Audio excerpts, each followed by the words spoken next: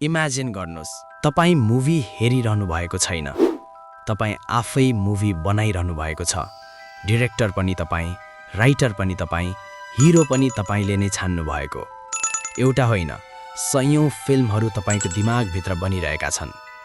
अब इमेजिन गर्नुहोस्, एकदमै टप डिरेक्टरले पनि आफ्नो लाइफमा 20 वटा फिल्म बनाउँछ मुस्किलले, तर तपाईँ 100-200 वटा फिल्म सबै आफै क्रिएट गर्दै हुनुहुन्छ।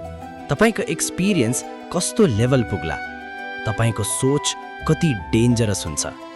यही फरक हो मुभी हेर्नु र बुक पढ्नु बीच।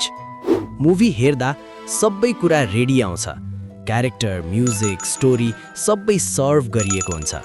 तपाईले केही क्रिएट गर्नु पर्दैन। तर बुक पढ्दा सबै कुरा तपाईले क्रिएट गर्नुपर्छ। हिरो तपाईँ, सीन तपाईँ, ब्याकग्राउन्ड म्युजिक तपाईको दिमाग, क्यामेरा एंगल, फिलिङ, इमोसन सबै तपाईको इमेजिनेसनबाट जन्मिन्छ। त्यसैले तपाईँ केवल पढिरहनु भएको छैन, तपाईँ आफ्नो दिमागलाई ट्रेन गरिरहनु भएको छ।